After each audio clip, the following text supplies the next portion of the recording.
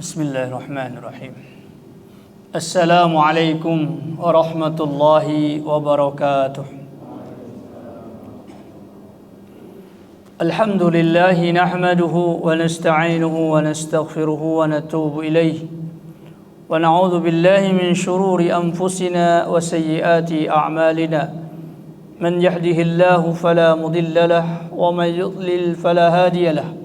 أشهد أن لا إله إلا الله وحده لا شريك له وأشهد أن محمدا عبده ورسوله لا نبي بعده اللهم صل وسلم وبارك على محمد وعلى آله وصحبه أجمعين رب اشرح لي صدري ويسر لي أمري واحلل عقدة من لساني يفقه قولي أما بعد.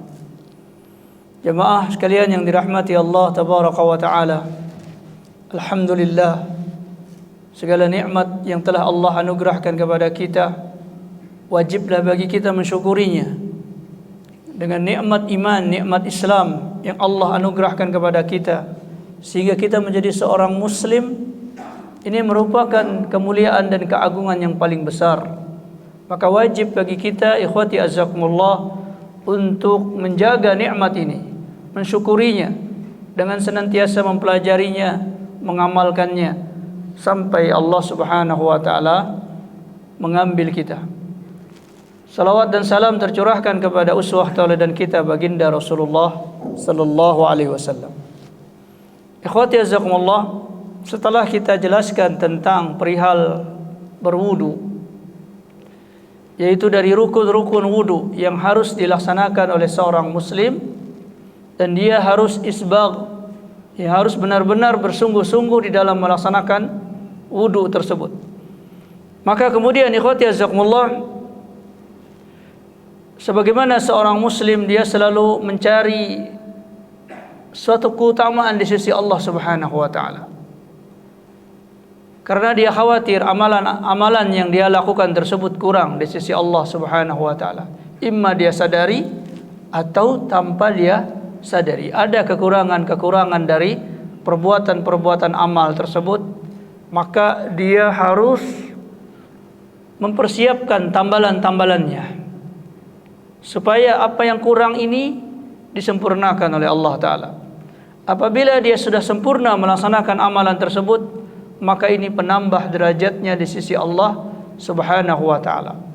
Maka ini disebut di dalam istilah syariat dengan as-sunnah, ya, as-sunnah dalam masalah fikih, ya, yaitu sesuatu yang apabila dilakukan akan menambahkan keutamaan, akan menambahkan keutamaan seseorang, dan apabila dia tinggalkan maka tidak ada konsekuensi hukuman sanksi dari Allah Subhanahu wa taala.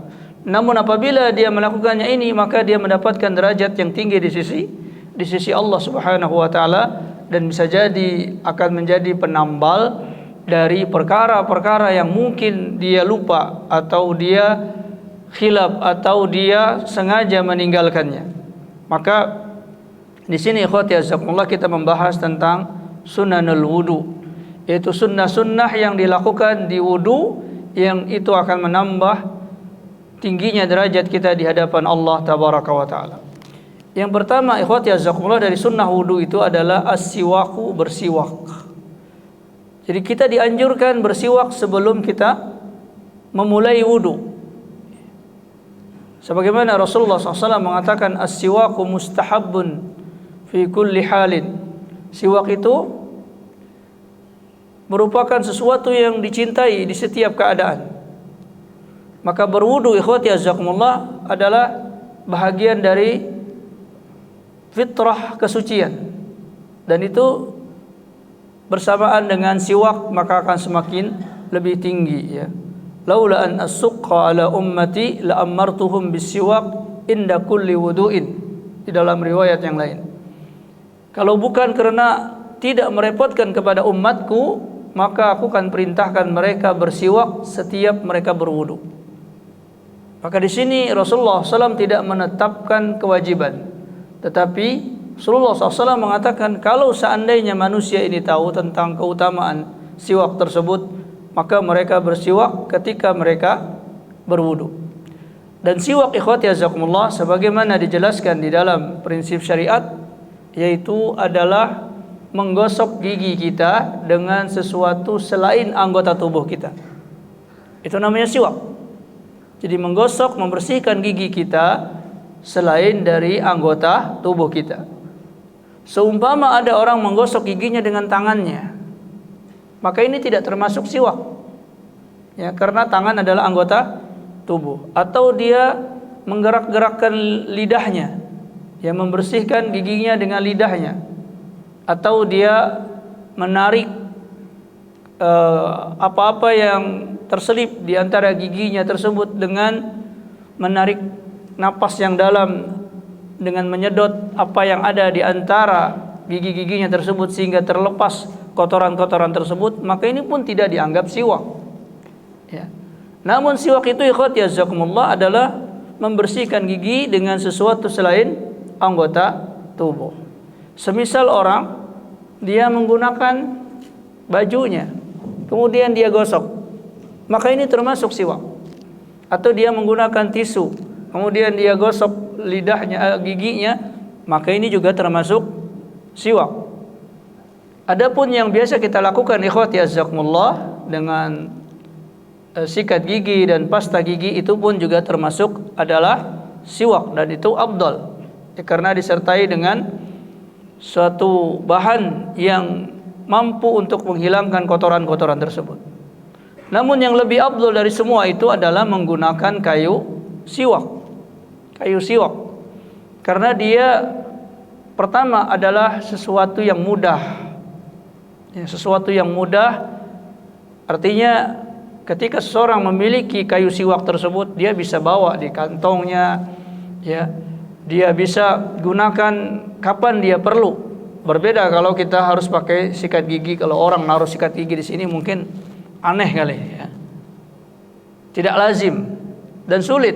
Kadang-kadang memerlukan air, ya, dan sebagainya. Adapun kayu siwak itu mudah dipakai, ya, dan mudah pula didapatkan.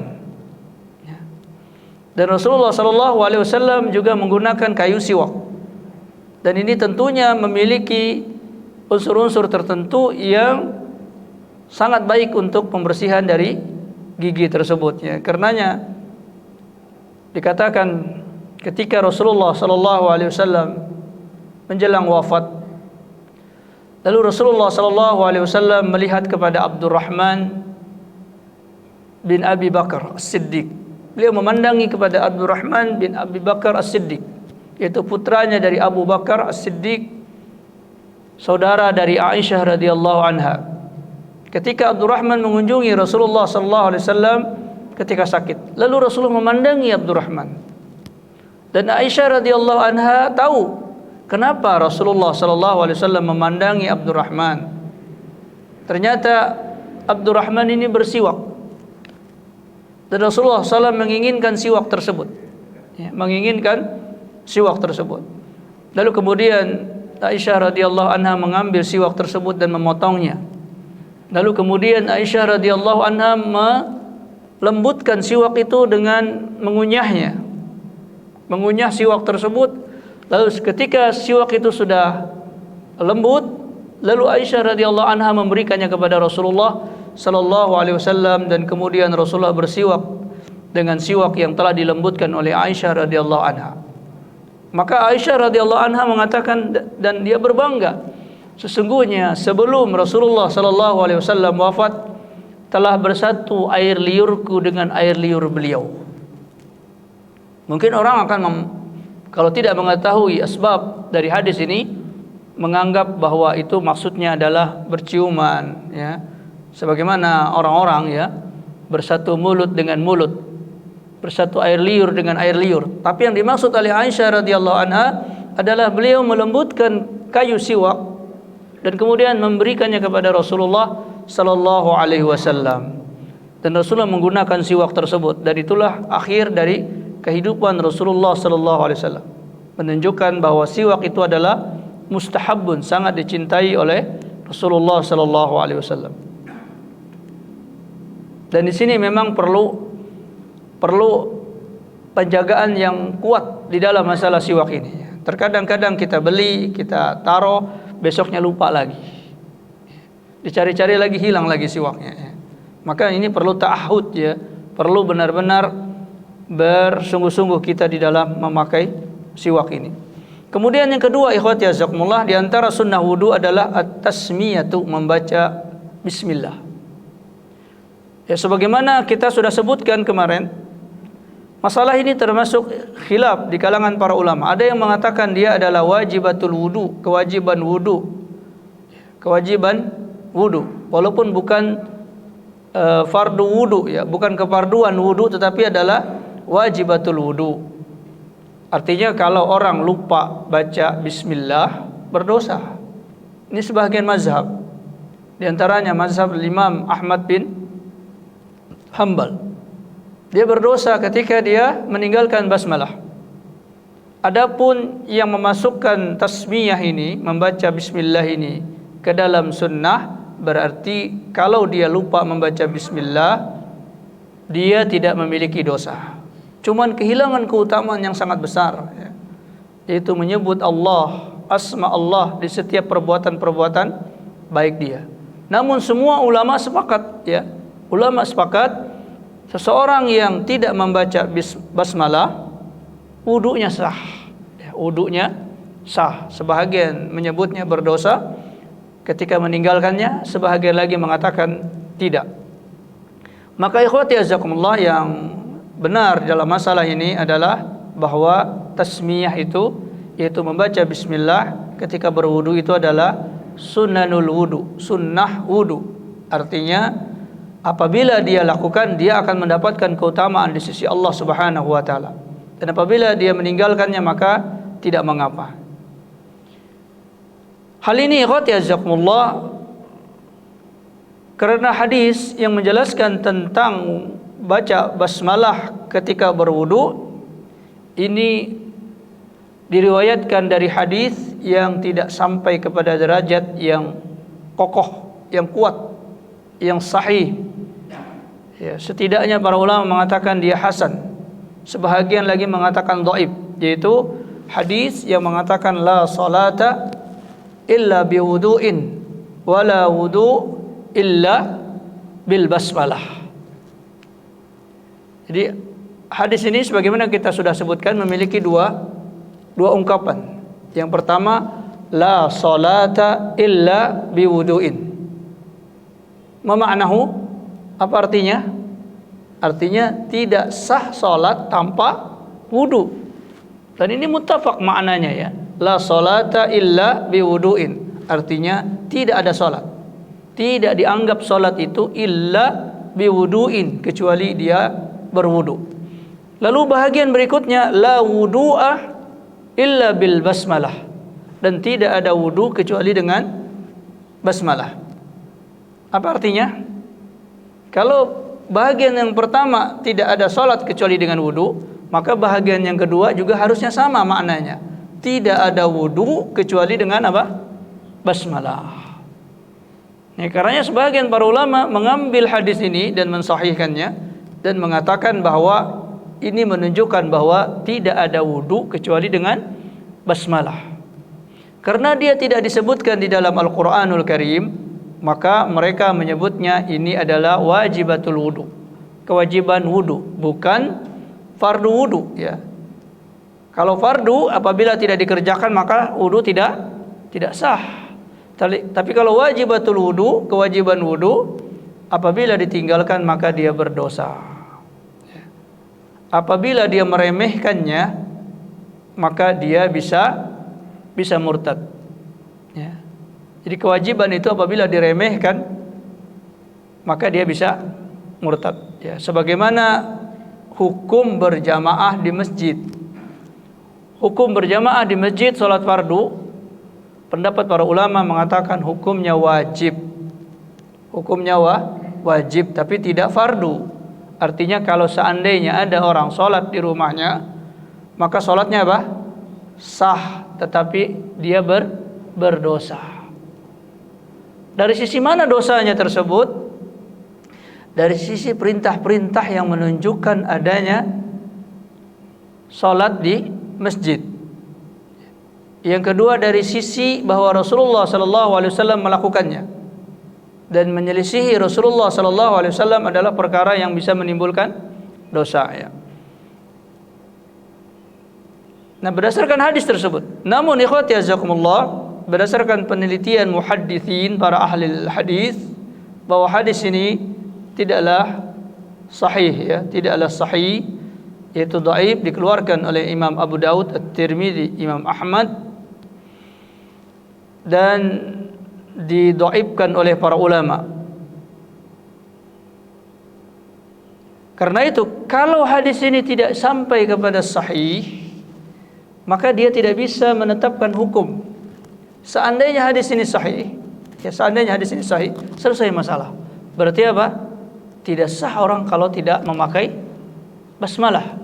Tetapi karena hadis ini tidak bisa dijadikan sebagai kekuatan penetap hal kewajiban dari basmalah ini, karena hadis ini dhaif, maka hadis ini hanya dipakai sebagai fadailul amal, sebagai keutamaan amal, ya, sehingga kalau ada orang, ya, berwudu tanpa basmalah, maka wudunya sah dan dia tidak mengapa. Sebaliknya, apabila dia membaca basmalah ketika dia hendak berwudu, maka dia mendapatkan keutamaan di sisi Allah, ya, mendapatkan keutamaan di sisi Allah Subhanahu wa taala. Imam Ahmad mengomentari hadis ini, beliau mengatakan, la a'lamu fi hadzal bab haditsan lahu isnadun jayyidun. Kata beliau, saya tidak mengetahui di dalam bab membaca basmalah ketika berwudu ini satu hadis pun yang sanadnya sahih. Jadi rata-rata bermasalah. Ya, termasuk hadis yang menyebutkan kullu amrin di balin la yubtada bil basmalah fahuwa aqta.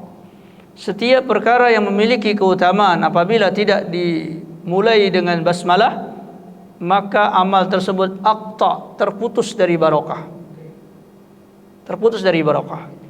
Namun hadis ini pun bermasalah, ikhwati azakumullah, ya, dari sisi kesahihannya, ya, sehingga tidak dimutlakkan. Dan para ulama ketika melihat hadis dhaif, mereka mengambilnya dari sisi fadailul amal, yaitu keutamaan beramal, bukan sebagai ketetapan hukumnya. Membaca basmalah, ikhwati azakumullah, la syakka, tidak ada keraguan bahwa itu adalah kemuliaan, ya. Seseorang menyebut nama Allah, ketika memulai perkara dia ingat kepada Allah, menyebut nama Allah, maka itu adalah, tidak ada keraguan bahwa itu adalah masyru'un, disyariatkan oleh Islam, ya. Maka menambahkan basmalah di setiap perkara-perkara baik, maka ini menimbulkan keutamaan dari sisi hadis-hadis tadi, ya. Dan baca basmalah ini merupakan perkara yang tidak diragukan lagi bahagian dari al-Islam, ya. Kemudian ikhwati azakumullah, kata muallif rahimahullah, hafizahullah taala, wa yu'ayyidu adamu ijabit tasmiyah, dan menguatkan pendapat bahwa tidak diwajibkannya membaca basmalah itu adalah annaman haka sifata wudu'i Nabi sallallahu alaihi wasallam lam yadhkurut tasmiyah, yaitu banyak para perawi yang menceritakan wudunya Rasulullah, tata cara wudunya Rasulullah, sifat wudunya Rasulullah, mereka tidak menyebutkan Rasulullah mengucapkan basmalah. Jadi langsung paling banter mencuci tangan, lalu kemudian mencuci wajah. Jadi tidak disebutkan membaca bismillah, ya, membaca bismillah. Maka ini menunjukkan bahwa membaca bismillah bukanlah sebuah kewajiban. Kemudian yang berikutnya, ikhwati jazakumullah, adalah ghuslul kaffaini fi awalihi, yaitu mencuci telapak tangan. Mencuci telapak tangan. Maka ini, ikhwati jazakumullah, adalah perkara min sunanil wudu, dari sunnahnya wudu. Kenapa demikian? Karena mencuci tangan ini, telapak tangan ya, mencuci telapak tangan bukan mencuci tangannya. Mencuci telapak tangan ini bukan dari bagian wudu, ya, bukan dari bagian wudu, tapi dia di luar wudu. Di luar wudu karena ada kekhawatiran. Karena ada kekhawatiran tangan ini mengandung najis, ya, terpegang najis dan sebagainya, maka sebelum dia menyentuh air maka dipastikan tangan ini bersih, ya, tangan ini bersih. Karena itu di sebahagian para ulama berpendapat bahwa mencuci telapak tangan ini diwajibkan apabila bangun dari tidur malam, ya, apabila bangun dari tidur malam. Karena tidur malam itu merupakan tidur yang biasanya manusia terlelap di situ, ya, dan idrak dia, kesadaran dia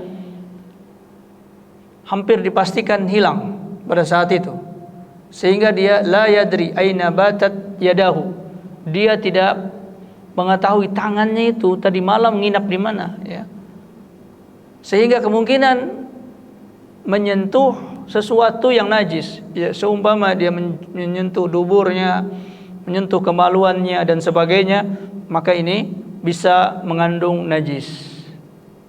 Karena itulah ikhwati azakumullah, di dalam mazhab al-Imam Asy-Syafi'i beliau mengatakan qalilun najasah tu'athiru 'alal ma'.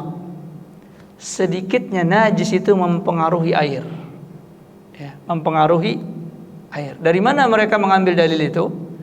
Yaitu orang ketika berwudu disunnahkan mencuci tangan. Apa sebabnya? Karena dikhawatirkan di tangan itu ada najis. Sekira-kira kita tersentuh najis, Pak, Bu, kita tersentuh najis dengan tangan kita, kira-kira najis yang ada di tangan ini banyak apa sedikit? Sedikit, ya, kecuali kalau dipegang begini, ya, kotorannya ini cuman kepegang sehingga mungkin ada najis. Tapi seberapa besar najisnya? Qalil, sedikit. Nah, tapi itu dicontohkan atau diperintahkan untuk dicuci, ya, untuk dicuci. Berarti apa? Walaupun najis itu sedikit, maka ini bisa merusak air, ya. Karenanya di dalam mazhab al-Imam Asy-Syafi'i air itu harus 2 kulah. Kalau 2 kulah dia mau cuci tangannya, nggak cuci tangannya nggak ada masalah. Tapi kalau dia air itu sedikit, maka qillatul najasah bisa merusak air. Namun ini adalah mimbabil ikhtiyat, ya, dari sisi kehati-hatian saja.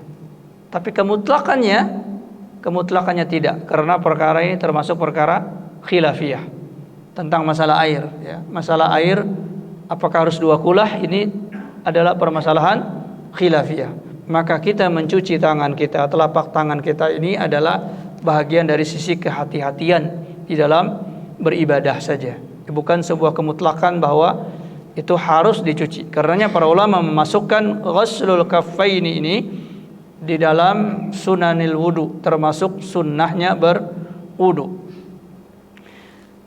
Kemudian yang berikutnya ikhwati azakumullah, al-madmadah wal istinsyaq min kaffin wahidatin thalathan, yaitu berkumur-kumur dan beristinsak di satu tangan, di satu telapak tangan. Jadi ketika dia mengambil air, maka dia langsung memasukkannya ke mulut dan ke hidung sekaligus. Maka ini sunnah. Adapun memasukkan air ke hidung, ini sudah kita bahas di pertemuan yang lalu, adalah bahagian dari membasuh wajah. Karena itu yang sahih, tidak sah wudu seseorang yang tidak berkumur-kumur dan beristinsak. Baik itu dengan 2 tangan, ambil air, kumur-kumur dulu, kemudian ambil air, kemudian beristinsak, nyedot air, atau dia mengambilnya dengan satu kali ambilan. Ambil satu ini kemudian disedot, sambil disedot dengan hidung, disedot juga dengan mulut. Maka ini sunnah. Ada tambahan pahala. Karena di sini jazakumullah adalah mencontoh perbuatan Rasulullah. Rasulullah ketika beristinsaq beliau dengan satu tangan. Ya, dengan satu tangan. Namun tidak semua orang bisa, ya. Tidak semua orang bisa. Jadi perkara yang tidak semua orang bisa itu tidak dihukumi wajib. Sulit melakukannya. Tapi kalau sudah biasa bisa. Itu. Yang berikutnya karena perkara seperti ini ikhwati azakumullah lebih mempersedikitkan menggunakan air. Ada iktisad ya, ada ekonomis di dalam menggunakan air karena cuma satu kali ambilan dan itu bisa untuk berkumur-kumur dan bisa untuk beristinsaq ya. Maka yang disebut sunnahnya itu adalah mengambil dengan satu ambilan air dan itu dilakukan dengan tangan kanan ya.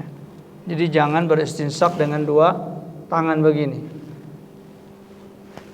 Ya karena urusan perkara yang masuk ke mulut, ke hidung itu tidak boleh tangan kiri ikut-ikutan.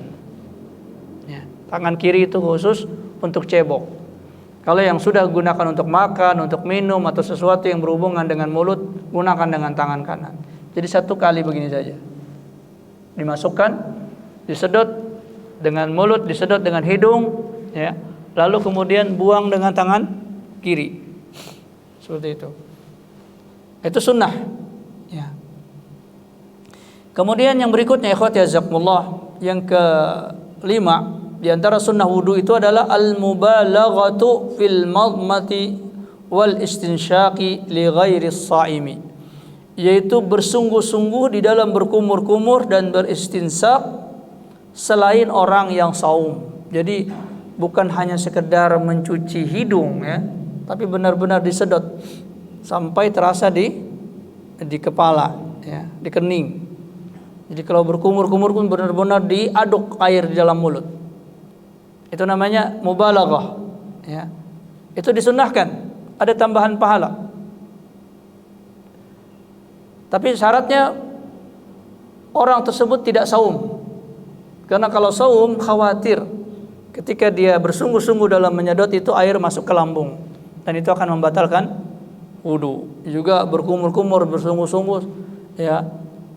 Ini bisa menyebabkan air masuk ke lambung. Tapi kalau orang yang saum sekedar dia masukkan saja sekedarnya, berkumur-kumur juga sekedarnya, tapi tetap berkumur-kumur. Tapi mubalaghah yaitu bersungguh-sungguh di dalam melakukannya itu sunnah kecuali bagi orang yang saum. Ini berdasarkan hadis Laqit bin Subrah.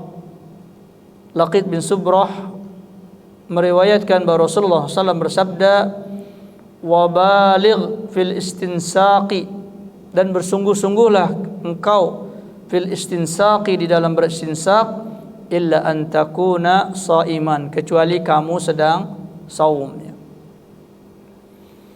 Kemudian yang berikutnya ikhwati jazakumullah, taqdimul yumna 'alal yusra, mendahulukan yang kanan dari yang kiri. Ini sunnah.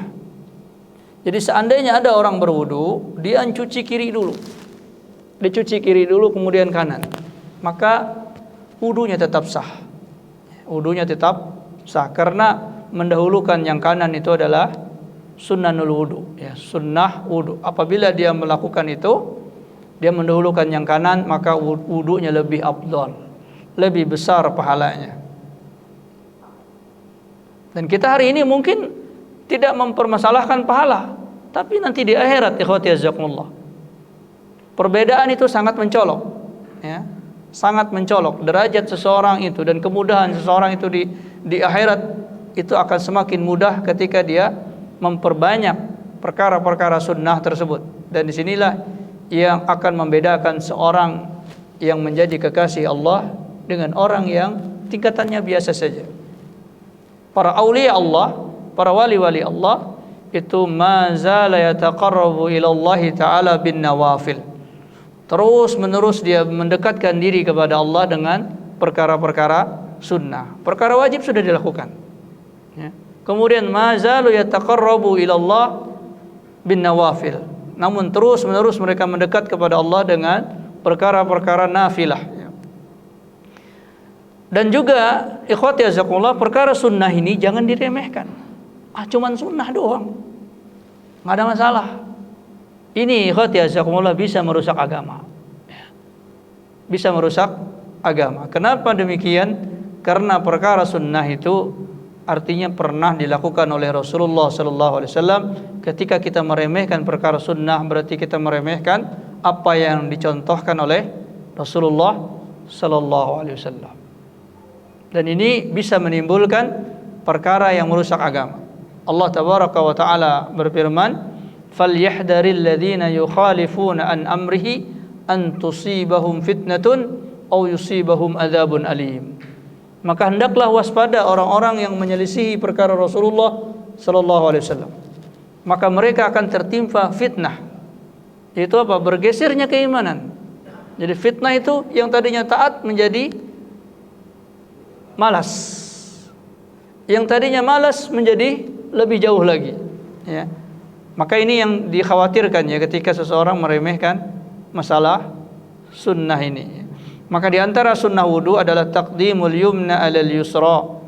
Berdasarkan hadis dari Ibnu Abbas dan juga hadis Ali bin Abi Thalib, di mana mereka mengatakan la ubali bi ayyi syai'in bada'tu.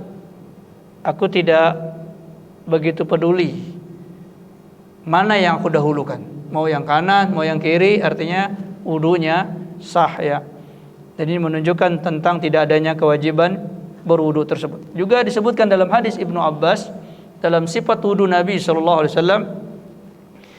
Ibnu Abbas mengatakan thumma akhadha, kemudian Rasulullah sallallahu alaihi wasallam mengambil ghurfatan minal ma'i, secedok air. Faghasala biha yadahul yumna, kemudian beliau mencuci dengan cedokan air tersebut tangan beliau yang kanan. Thumma akhadha ghurfatan min ma'in, kemudian beliau mengambil lagi secedokan dari air. Faghasala biha, kemudian beliau mencuci dengan cedokan air tersebut yadahul yusra, tangan beliau yang kiri. Maka ini menunjukkan bahwa Rasulullah SAW memulai dengan yang kanan. Ya, ini menunjukkan bahwa itu adalah afdal.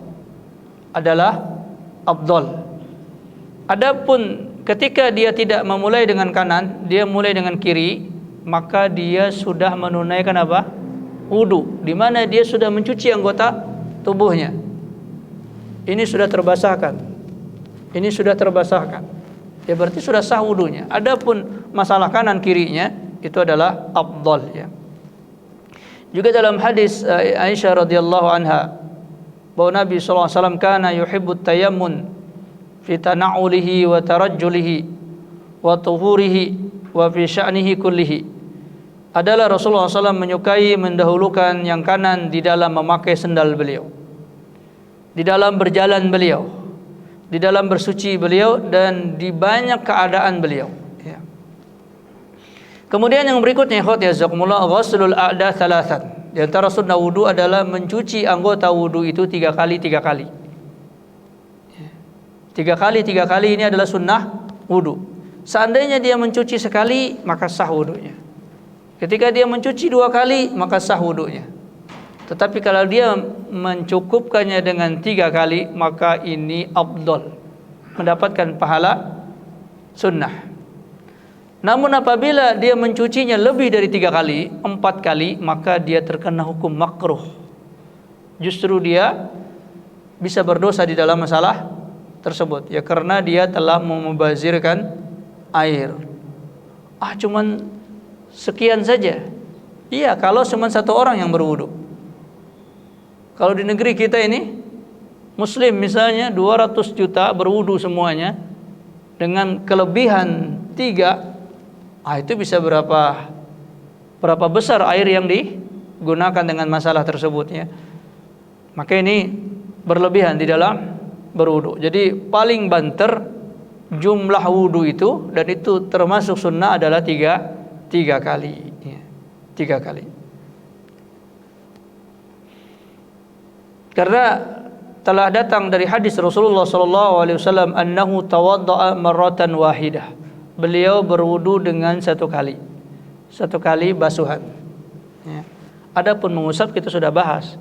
Ya, mengusap itu cuman sekali. Yang dibahas di sini adalah yang dibasuh, seperti wajah, telapak tangan, kaki. Ini dibasuh.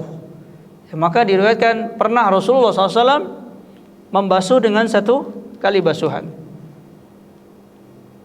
Juga disebutkan dalam hadis yang lain, yaitu yang diriwayatkan dalam Sahih Bukhari dari Abdullah bin Zaid, dikatakan tawadda'a marrataini. Rasulullah berwudu dua kali. Maksudnya adalah membasuh wajah dua kali, membasuh tangan dua kali, membasuh kaki dua kali, membasuh kaki dua kali. Ya.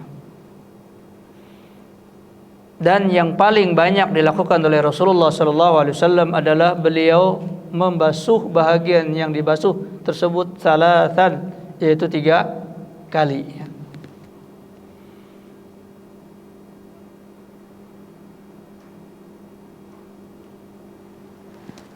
Kemudian adapun di dalam masalah mencuci lebih dari 3 kali, maka disebutkan dalam hadis A'rabi bahwa Nabi SAW bertanya kepada orang Arab Badui. Itu biasa Rasulullah mengetes para sahabat beliau, terutama orang-orang Arab Badui, karena mereka ini jarang belajar. Biasanya mereka belajar dari sahabat yang lain atau sekedar melihat. Maka biasa Rasulullah itu mengetes sahabat-sahabat beliau dan bertanya, ya, apakah mereka sudah melaksanakan syariat dengan baik? Maka Rasulullah SAW melihatnya berwudu 3 kali. Maka kata Rasulullah, hadzal wudu. Ini wudu. Ya. Jadi ketika dia berwudu 3 kali, maka Rasulullah mengatakan, hadzal wudu. Inilah wudu. Faman zada ala hadza, barang siapa yang menambah di atas ini, maksudnya lebih dari 3 kali, faqad asaa, maka dia telah berbuat buruk, wa ta'adda, dan menyakitkan, wa zalama, dan menzalimi. Ya. Padahal cuman lebih dari 3, 4 misalnya, 5 kali, maka itu dia telah berbuat buruk, ya, dan dia telah menzalimi, kata Rasulullah SAW. Dan sadaq Rasulullah SAW, benar Rasulullah SAW dalam masalah ini, ya. Di mana penggunaan air ini, ikhwati jazakumullah, walaupun kita berada di negeri yang berlimpah air, maka penggunaan air yang berlebihan tetap menzalimi, ya. Tetap menimbulkan kerusakan. Wa qala al-Hafidz Ibnu Hajar Al-Asqalani fil Fath, di dalam Fathul Bari, dia mengatakan fa inna riwayata Sa'id bin Mansur fiha at-tasrih, di dalam riwayat Sa'id bin Mansur, di dalam riwayat tersebut at-tasrihu, ada kejelasan bi annahu, bahwa sesungguhnya Rasulullah SAW masaha ra'sahu, beliau mengusap kepala beliau marratan wahidatan, mengusap kepala 1 kali. Fadalla ala anna ziyadata fi mashir ra'si alal marrah ghairu mustahab. Maka ini menunjukkan bahwa menambah dari mengusap kepala lebih dari 1 kali ini tidak dianjurkan, ghairu mustahab, tidak disukai. Jadi kalau kita mengusap kepala sekali, ini yang afdal, dan ini sunnah. Adapun menambahkannya lagi sekali, 3 kali, maka ini ghairu mustahab, tidak dianjurkan. Ini perkataan Imam Ibnu Hajar Al-Asqalani, dan kita tahu Imam Ibnu Hajar Al-Asqalani bermazhab Syafi'i, ya, dan beliau mengatakan untuk kepala itu tidak ada sunnah 3 kali, dan sunnahnya sekali. Melebihkannya dari 1 kali, maka ini ghairu mustahab, ya, tidak dianjurkan, tidak disukai. Kemudian kata beliau, wa yuhmalu ma warada fil ahadits fit taslisil mashi, dan dipahamkan apa yang dinukil dari hadis-hadis tentang 3 kali mengusap, in sahhat, jika riwayat itu benar, kata beliau, ala iradatil isti'ab bil mashi, maka itu yang dimaksud adalah untuk meratakan usapan. Semisal orang mengusap begini, seret, kurang, maka dia ambil lagi, seret, dia sempurnakan di belakang, kemudian dia ambil lagi, dia putar lagi ke depan. Itu yang dimaksud. Jadi totalnya berapa? 1 kali juga, ya. Jadi 3 kali itu yang diriwayatkan tentang Rasulullah itu adalah, yaitu ketika usapan beliau belum sempurna, lalu beliau mengambil lagi, disempurnakan lagi, kemudian disempurnakan lagi 3 kali. Itu kalau memang hadisnya sahih. Tetapi kata beliau hadisnya rata-rata tidak sahih. Tapi kalau dipaksakan sahih, maka maknanya itu. Maknanya 3 kali dalam mengusap kepala itu bukan begini sempurna lalu ngambil lagi. Tidak, ya. Tetapi maksudnya adalah ketika beliau mengusap itu belum sempurna, lalu diambil lagi air, disempurnakan lagi, lalu diambil lagi air, disempurnakan lagi. Jadi sama saja dengan satu kali. Ini yang disebut oleh Al-Imam Ibnu Hajar Al-Asqalani, la annaha masahat mustaqillatan li jami'ir ra'si jam'an bainal adillah. Bukan, kata beliau, bukan maksudnya bahwa Rasulullah SAW mengusap 3 kali itu dengan usapan menyendiri dengan kesempurnaan. Ya tadi, bukan seperti ini, diusap sekali, ambil lagi, diusap sekali 2 kali, kemudian diambil lagi, diusap. Bukan begitu maksudnya, kata beliau. Dan ini adalah upaya dari sisi pemahaman jam'an bainal adillah, yaitu mengumpulkan dalil-dalil. Dalil-dalil kebanyakan Rasulullah mengusap sekali kepala beliau, lalu ada usapan 3 kali. Berarti apa maksudnya? Maksudnya adalah menyempurnakan usapan, bukan sempurnanya dilakukan 3 kali, ya. Adapun anggota yang dibasuh, wajah, tangan, kaki, maka sunnahnya adalah dibasuh 3 kali, ya, dibasuh 3 kali. Maka para ulama mengatakan yukrahu ziyadah ala thalathi liman asbagha, dimakruhkan menambahkan usapan atau menambahkan basuhan dari 3 kali bagi orang yang ingin benar-benar menyempurnakan wudu. Jadi tidak ada alasan orang berwudu sampai 4 kali. Ketika ditanya kenapa sampai 4 kali, supaya sempurna wudu saya. Maka itu justru apa? Justru mengurangi wudu itu, ya. Justru menghilangkan fadilah wudu tersebut, ya. Maka kata para ulama, ats-tsalatsu fi a'dha'il wudu akmalul wudu wa atammuha. 3 kali di anggota wudu itu adalah yang paling sempurna dan paling cukup, ya.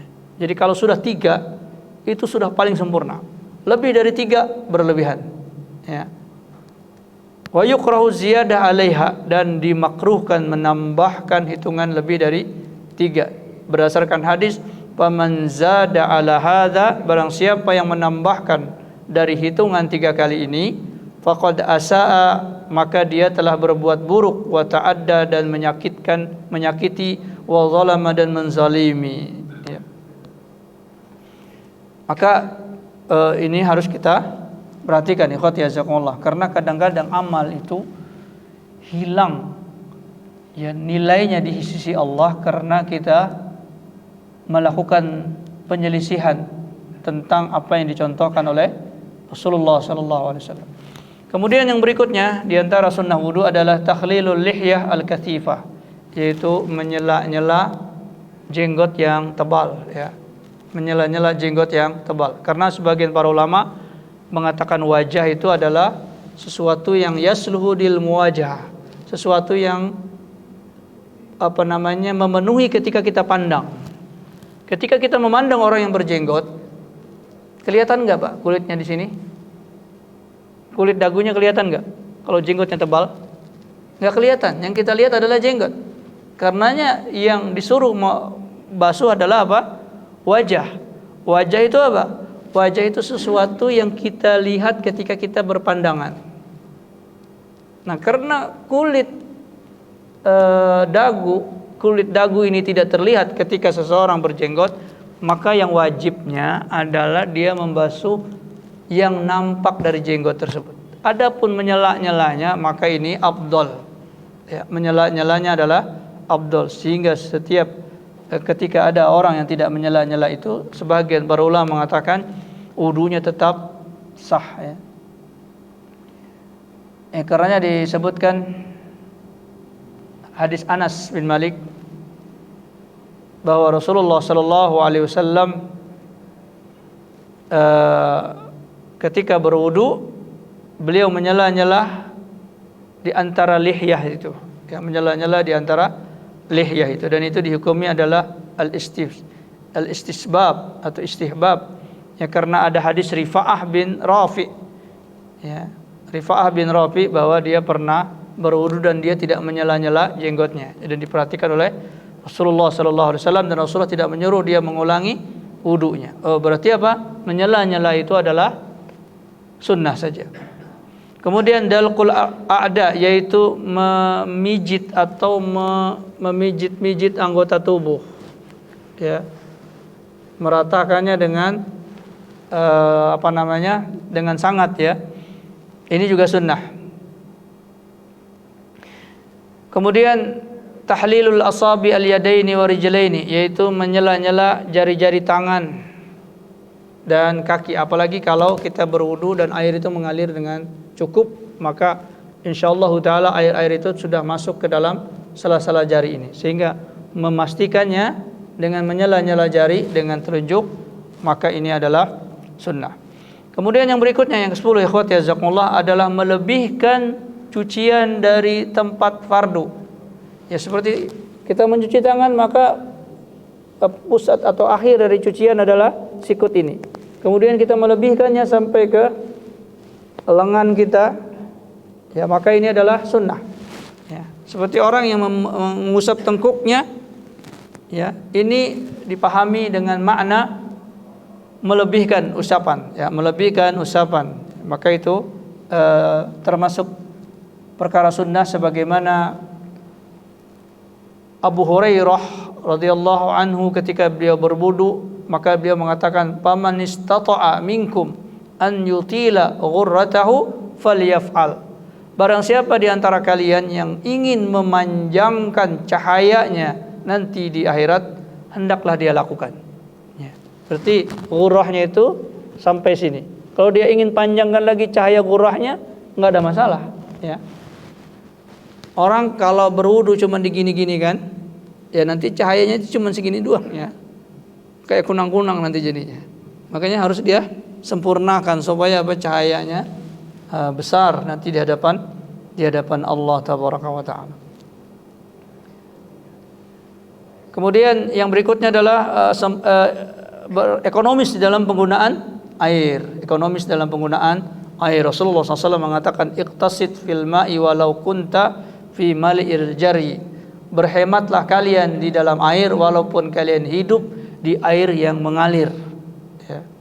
Kemudian yang berikutnya adalah berdoa setelah berwudu. Ini adalah sunnah. Ya, seandainya ada orang yang tidak berdoa setelah wudu, wudunya sah. Tapi kalau dia berdoa, maka dia mendapatkan keutamaan. Apa keutamaannya itu? Disebutkan dalam hadis Umar bin Khattab radhiyallahu anhu, kata Rasulullah, barang siapa di antara kalian berwudu, kemudian dia menyempurnakan wudunya, dia benar-benar memperhatikan keadaan wudunya.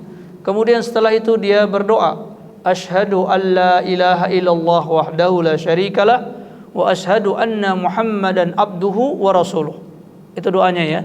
Doanya syahadat. Asyhadu an la ilaha illallah wahdahu la syarikalah wa asyhadu anna Muhammadan abduhu wa rasuluh. Kalau dia berwudu kemudian baca doa ini, maka apa yang terjadi? futihat lahu abwabul jannah ats-tsamaniyah, maka dibukakan baginya pintu-pintu surga yang 8. Fayadkhulu min ayyiha syaa, dia bisa masuk dari pintu manapun yang dia mau. Dibukakan pintu 8. Jadi kalau dia datang ke pintu ini dibukakan, datang ke pintu ini dibukakan, dan dia bisa masuk mana saja pintu yang dia maui. Itu apabila dia selesai berwudu, dia membaca apa? Asyhadu an la ilaha illallah wahdahu la syarikalah wa asyhadu anna Muhammadan abduhu wa rasuluh. Juga di dalam hadis Abu Sa'id Al-Khudri, Rasulullah mengatakan di antara lafal doa setelah berwudu adalah subhanakallahumma wa bihamdika asyhadu an la ilaha illa anta astaghfiruka wa atubu ilaik. Ini sama dengan doa kafaratul majelis ya. Kalau ini dia baca, maka kutiba fi raqqin, maka akan ditulis di sebuah lempengan. Tsumma tubi'a bi taba'in, kemudian dipahat tulisan tersebut. Bi taba'in, dengan sebuah cetakan. Fala yaqsur, maka tidak akan hancur cetakan itu ila yaumil qiyamah, sampai hari kiamat. Artinya ketika dia berwudu kemudian dia baca subhanakallahumma wa bihamdika asyhadu an la ilaha illa anta astaghfiruka wa atubu ilaik, maka tulisan itu dicetak di sebuah lempengan. Lalu nanti lempengan itu akan menjadi saksi di hadapan Allah.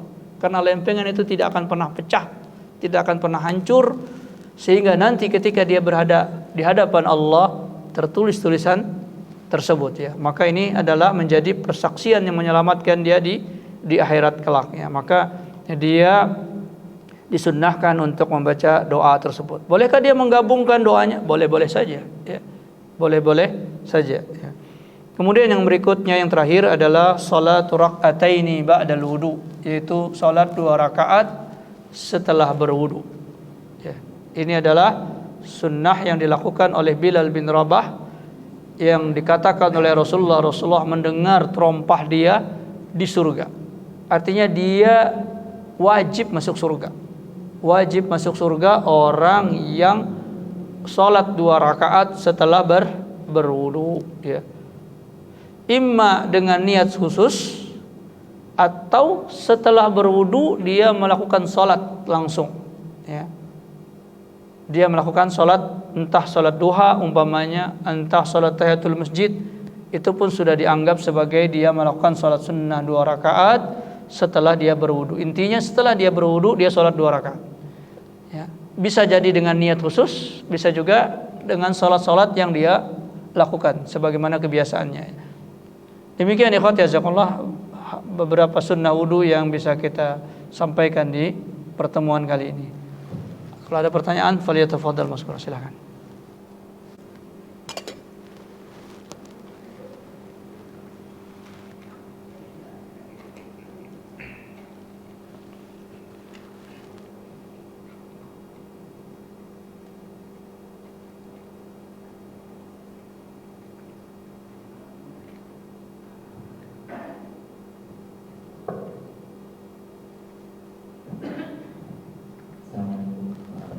Waalaikumsalam warahmatullahi wabarakatuh. Jika seandainya orang wudhunya yang intinya biasa, gimana? Kalau ketika wudhu, ya selalu yang intinya dan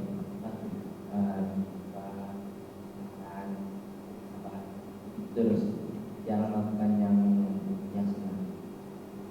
ya, ya seandainya dia mencukupkan dengan perkara fardu saja dan tidak ada yang aneh-aneh, maka dia telah menunaikan kewajiban. Ya, telah menunaikan kewajiban. Jadi pernah Rasulullah SAW didatangi oleh Arab Badui. Bertanya kepada Rasulullah, ya Rasulullah, apa yang dipardukan oleh Allah Ta'ala kepada kami sebagai seorang muslim? Kalau kami ini jadi orang muslim, apa yang dipardukan oleh Allah?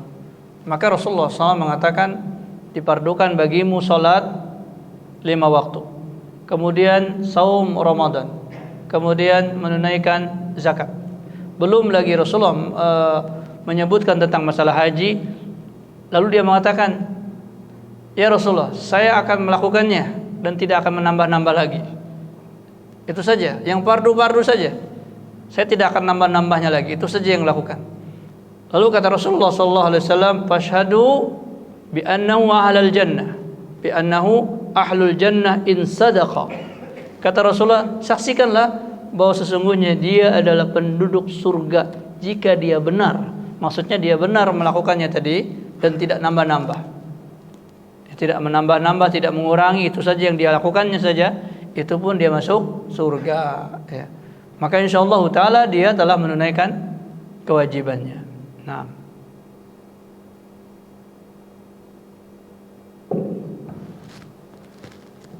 Ustaz bertanya tentang keutamaan memakai tangan kanan tangan kiri tadi kaitannya dengan makan. Apakah makan itu pertama lebih baik pakai tangan atau pakai jari? Yang kedua, ada nasional itu sudah pakai garpu tangan kiri. Bagaimana hukumnya, Ustaz? Terima kasih. ya barakallahu fik. Adapun makan, maka hukumnya wajib pakai tangan kanan dan berdosa apabila dia tangan kiri. Ya. Karena Rasulullah SAW memerintahkan di situ dan tidak ada hukum yang membalikkan perintah tersebut. Bahkan disebutkan ancamannya. Rasulullah SAW ketika mengajarkan Amr bin Abi Salamah, maka kata Rasulullah apa? Sammillah kul mimma yalik. Sammillah, ucapkanlah bismillah dan makanlah apa yang dekat denganmu. Sammi itu adalah fi'il amr. Ya, sebutlah nama Allah. Artinya apa? Wajib membaca bismillah wa qul biyaminik, dan makanlah dengan tangan kananmu. Wakul, dan makanlah dengan tangan kananmu. Kemudian Rasulullah SAW mengatakan, fa inna syaitana ya'kulu bishimalihi, karena syaitan memakan dengan tangan kiri, ya, menggunakan tangan kiri. Apa maksudnya ini?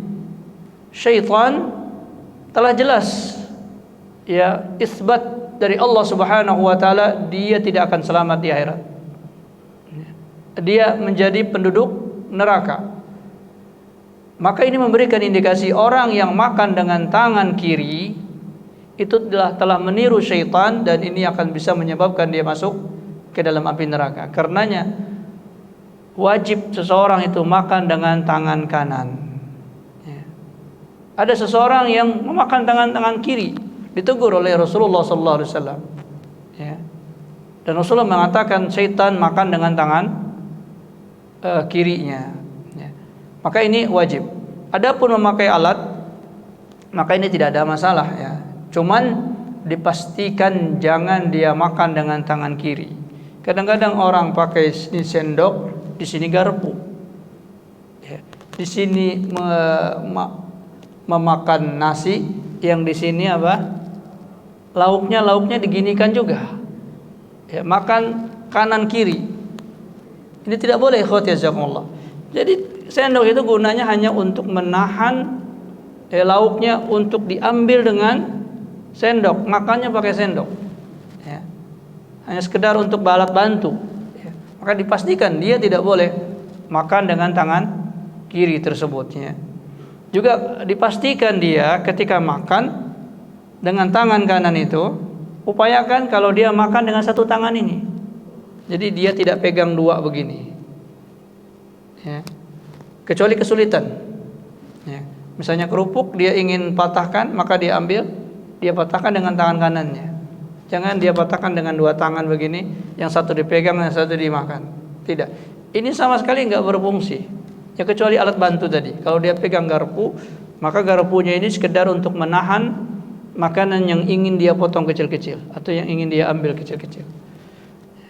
Maka tidak dia gunakan tangan kiri ini untuk dia pakai untuk makan, ya, walaupun dia menggunakan dua alat tersebut, ya. Ini harus dia pastikan demikian, ya, karena perintah untuk makan dengan tangan kanan ini adalah perintah wajib dan Rasulullah menegurnya dan Rasulullah menyebutkan ancamannya, ya. Maka bisa jadi ini wallahu alam adalah perkara yang bisa masuk kepada al-kabair, perkara-perkara besar di dalam Islam ya, tentang masalah dosanya ya. Demikian ya, wallahu a'lam. Nah.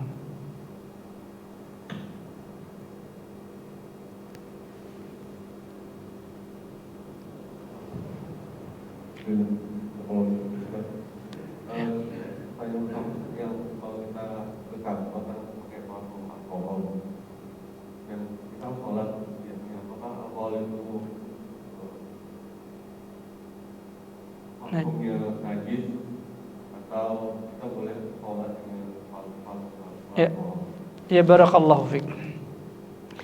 Alkohol itu tidak ada di dalam Al-Quran, tidak ada di dalam hadis. Ada nggak Pak alkohol? Kelihatannya kayak bahasa Arab ya, ada alnya. Alkohol, cuman nggak ada di Al-Quran, di hadis. Yang ada adalah bahan yang mengandung alkohol, yaitu khamar. Ya. Salah satu yang menyebabkan khamar itu dilarang karena dia memabukkan.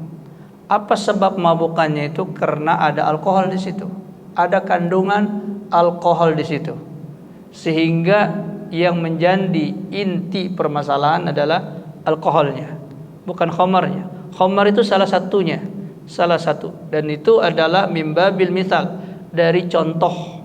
Seandainya ada sesuatu yang mengandung alkohol, berarti dia juga dihukumi dengan khamar. Nah, khamar ini apakah najis apa bukan? Yang jelas dia tidak boleh dikonsumsi. Apakah setiap yang tidak boleh dikonsumsi itu najis? Belum tentu. Tidak semua yang tidak boleh dikonsumsi alias haram dimakan, diminum, kemudian menjadi najis. Adapun permasalahan alkohol, khamar, apakah najis atau bukan, terjadi khilaf di kalangan para ulama. Terjadi khilaf. Di antara mereka mengatakan najis, di antaranya lagi mengatakan tidak najis. Namun yang saya rajihkan atau yang saya pandang menurut pendapat yang sampai pengetahuannya kepada saya, bahwa alkohol tidaklah najis. Ya, berdasarkan apa? Ketika Allah Ta'ala menurunkan firman-Nya, innamal khamru wal maisir wal ansabu wal azlamu rijsun min amali syaitan. Sesungguhnya khamar, berjudi, ya, mengundi nasib, ya, itu adalah kotoran, maka hindarkanlah. Maka para sahabat itu, ikhwati azakumullah, itu memiliki simpanan khamar di rumah mereka. Para sahabat awalnya adalah tukang mabuk, biasa mereka mabuk, karena itu kebiasaan sebelum mereka masuk Islam. Tapi ketika Islam mengatakan bahwa khamar haram, najis, kotor, apa yang mereka lakukan? Mereka ambil tong-tong, guci-guci yang mereka menyimpan khamar itu, ada yang besar sekali, ada yang kecil, lalu mereka tumpahkan. Mereka tumpahkan sehingga dikatakan zuqaqul Madinah, gang-gang di Madinah itu seperti sungai-sungai kecil karena aliran minuman khamar yang banyak itu. Nah, padahal ikhwati azakumullah, kalau itu najis, maka tidak akan mungkin mereka membuangnya begitu saja.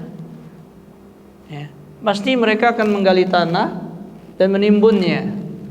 Tapi ini mereka buang saja, sehingga itu bisa keinjak, bisa ke segala macam. Dan tidak ada Rasulullah memerintahkan untuk menyiraminya dengan air. Sebagaimana Rasulullah SAW melihat ada Arab Badui kencing di masjid. Apa yang diperintahkan oleh Rasulullah? Disuruh disiram. Karena apa? Karena najis.